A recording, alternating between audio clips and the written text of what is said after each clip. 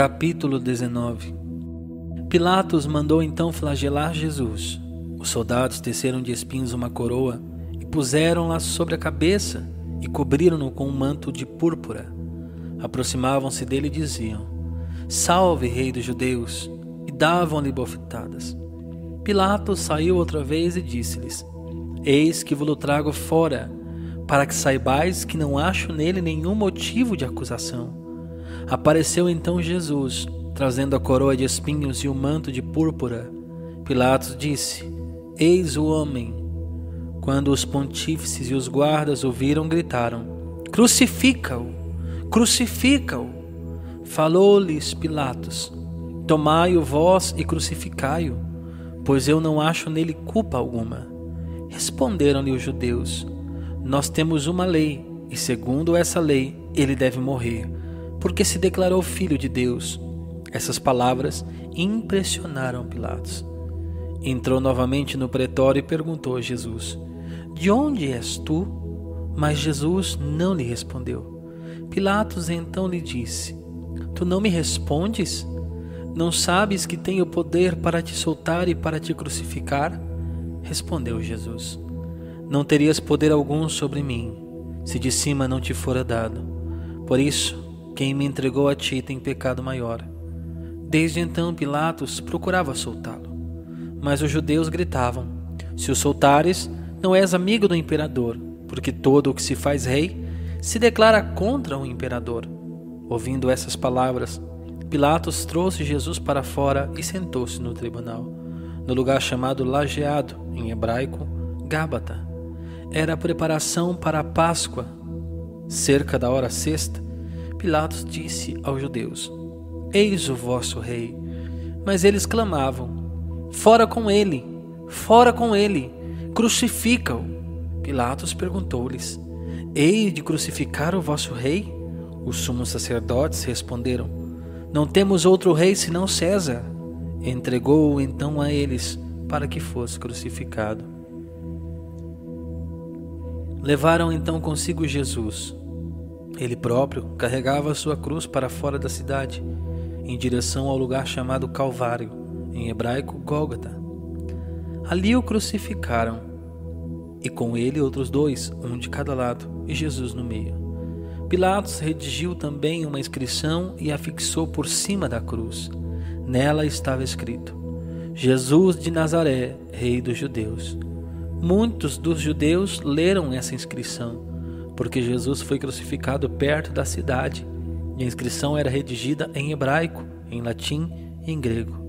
Os sumos sacerdotes dos judeus disseram a Pilatos: "Não escrevas Rei dos Judeus, mas sim, este homem disse ser o Rei dos Judeus." Respondeu Pilatos: "O que escrevi, escrevi." Depois de os soldados crucificarem Jesus, tomaram as suas vestes e fizeram delas 4 partes, uma para cada soldado. A túnica, porém, toda tecida de alto a baixo, não tinha costura. Disseram, pois, uns aos outros: "Não a rasguemos, mas deitemos sorte sobre ela, para ver de quem será." Assim se cumpriu a escritura: "Repartiram entre si as minhas vestes e deitaram sorte sobre a minha túnica." Isso fizeram os soldados. Junto à cruz de Jesus estavam de pé sua mãe, a irmã de sua mãe Maria, mulher de Cleófas, e Maria Madalena. Quando Jesus viu sua mãe e perto dela o discípulo que amava, disse à sua mãe: "Mulher, eis aí o teu filho." Depois disse ao discípulo: "Eis aí a tua mãe." E dessa hora em diante, o discípulo a recebeu como sua. Em seguida, sabendo Jesus que tudo estava consumado, para se cumprir plenamente a escritura, disse: "Tenho sede." Havia ali um vaso cheio de vinagre. Os soldados encheram de vinagre uma esponja e, fixando-a numa vara de sopo, chegaram-lhe à boca. Havendo Jesus tomado do vinagre, disse: "Tudo está consumado." Inclinou a cabeça e entregou o espírito. Os judeus temeram que os corpos ficassem na cruz durante o sábado, porque já era a preparação, e esse sábado era particularmente solene. Rogaram a Pilatos que se lhes quebrassem as pernas e fossem retirados. Vieram os soldados e quebraram as pernas do primeiro e do outro, que com ele foram crucificados. Chegando, porém, a Jesus, como o vissem já morto, não lhe quebraram as pernas. Mas um dos soldados abriu-lhe o lado com uma lança, e imediatamente saiu sangue e água.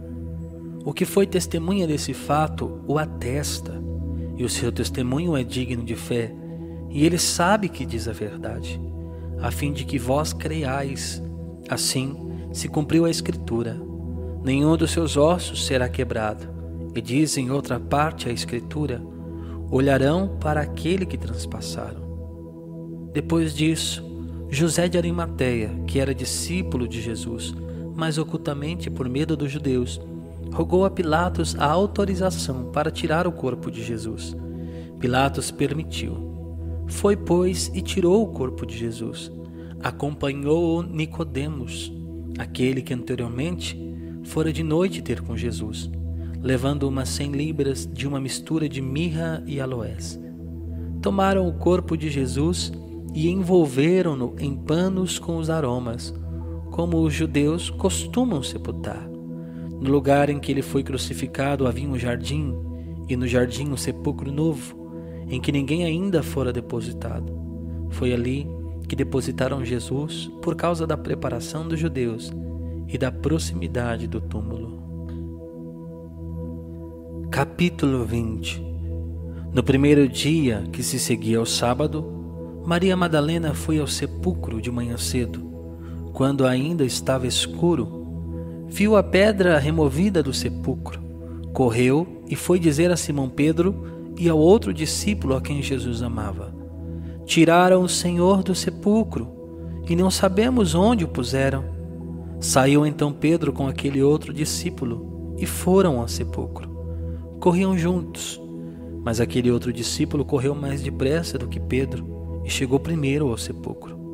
Inclinou-se e viu ali os panos no chão, mas não entrou. Chegou Simão Pedro, que o seguia, entrou no sepulcro e viu os panos postos no chão.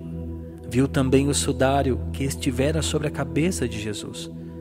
Não estava, porém, com os panos, mas enrolado num lugar à parte. Então entrou também o discípulo que havia chegado primeiro ao sepulcro. Viu e creu. Em verdade, ainda não haviam entendido a Escritura, segundo a qual Jesus devia ressuscitar dentre os mortos. Os discípulos então voltaram para suas casas. Entretanto, Maria se conservava do lado de fora, perto do sepulcro, e chorava. Chorando, inclinou-se para olhar dentro do sepulcro. Viu 2 anjos vestidos de branco, sentados onde estivera o corpo de Jesus, um à cabeceira e o outro aos pés. Eles lhe perguntaram: mulher, por que choras? Ela respondeu: porque levaram o meu Senhor e não sei onde o puseram. Dita essas palavras, voltou-se para trás e viu Jesus em pé, mas não o reconheceu. Perguntou-lhe Jesus: mulher, por que choras? Quem procuras? Supondo ela que fosse o jardineiro, respondeu: Senhor, se tu o tiraste, dize-me onde o puseste e eu o irei buscar. Disse-lhe Jesus: Maria.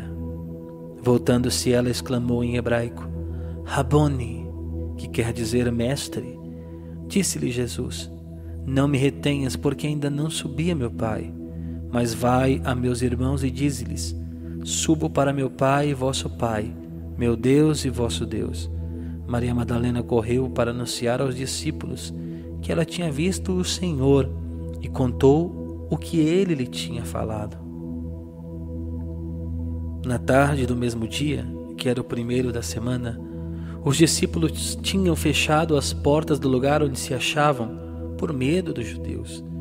Jesus veio e pôs-se no meio deles. Disse-lhes ele: a paz esteja convosco. Dito isso, mostrou-lhes as mãos e o lado. Os discípulos alegraram-se ao ver o Senhor. Disse-lhes outra vez: a paz esteja convosco. Como o Pai me enviou, assim também eu vos envio a vós. Depois dessas palavras, soprou sobre eles, dizendo-lhes: Recebei o Espírito Santo. Aqueles a quem perdoardes os pecados, lhes serão perdoados. Aqueles a quem os retiverdes, lhes serão retidos. Tomé, um dos 12, chamado Dídimo, não estava com eles quando veio Jesus. Os outros discípulos disseram-lhe: Vimos o Senhor. Mas ele replicou-lhes: Se não vir nas suas mãos o sinal dos pregos, e não puser o meu dedo no lugar dos pregos, e não introduzir a minha mão no seu lado, não acreditarei. 8 dias depois, estavam seus discípulos outra vez no mesmo lugar, e Tomé com eles. Estando trancadas as portas, veio Jesus, pôs-se no meio deles e disse: A paz esteja convosco. Depois disse a Tomé: Introduz aqui o teu dedo e vê as minhas mãos. Põe a tua mão no meu lado. Não sejas incrédulo, mas homem de fé. Respondeu-lhe Tomé: Meu Senhor e meu Deus. Disse-lhe Jesus: Creste, porque me viste. Felizes aqueles que creem sem ter visto. Fez Jesus na presença dos seus discípulos ainda muitos outros milagres que não estão escritos neste livro, mas estes foram escritos para que creiais que Jesus é o Cristo, o Filho de Deus, e para que, crendo, tenhais a vida em seu nome. Capítulo 21. Depois disso, tornou Jesus a manifestar-se aos seus discípulos junto ao lago de Tiberíades.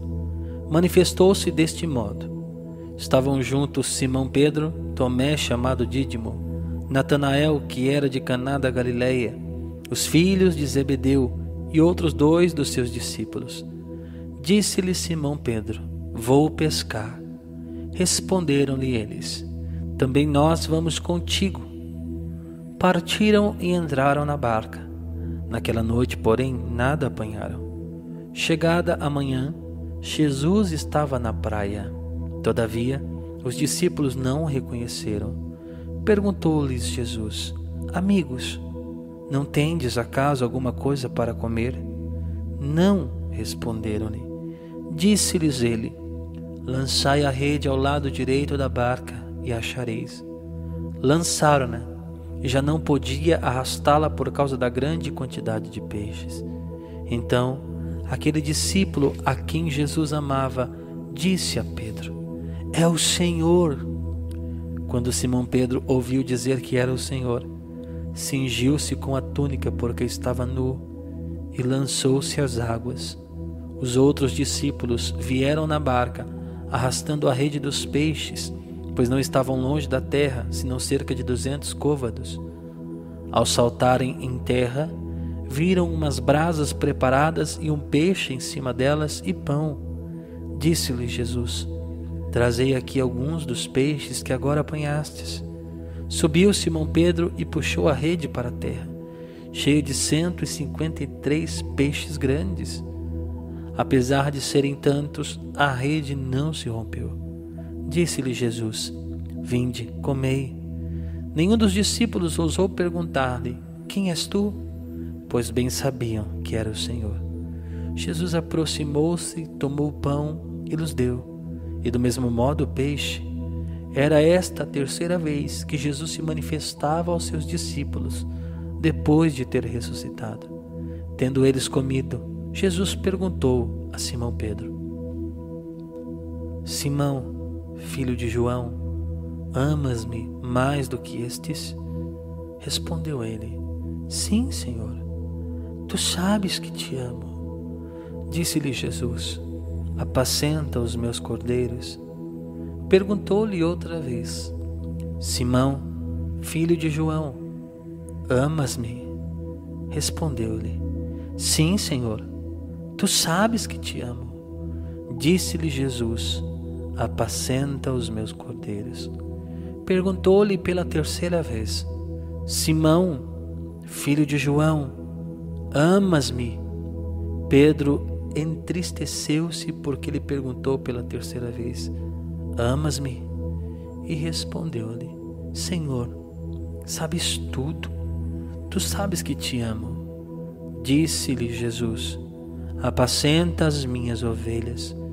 Em verdade te digo, quando eras mais moço, cingias-te e andavas aonde querias, mas quando fores velho, estenderás as tuas mãos, e outro te cingirá e te levará para onde não queres. Por essas palavras, ele indicava o gênero de morte com que havia de glorificar a Deus. E depois de assim ter falado, acrescentou: segue-me. Voltando-se Pedro, viu que o seguia aquele discípulo que Jesus amava, aquele que estivera reclinado sobre o seu peito. Durante a ceia ele perguntara: Senhor, quem é que te há de trair? Vendo-o, Pedro perguntou a Jesus: Senhor, e este? Que será dele? Respondeu-lhe Jesus: que te importa, se eu quero que ele fique até que eu venha? Segue-me tu. Correu por isso o boato entre os irmãos de que aquele discípulo não morreria. Mas Jesus não lhe disse: não morrerá. Mas que te importa se quero que ele fique assim até que eu venha? Este é o discípulo que dá testemunho de todas essas coisas e as escreveu. E sabemos que é digno de fé o seu testemunho. Jesus fez ainda muitas outras coisas. Se fossem escritas uma por uma, penso que nem o mundo inteiro poderia conter os livros que se deveriam escrever.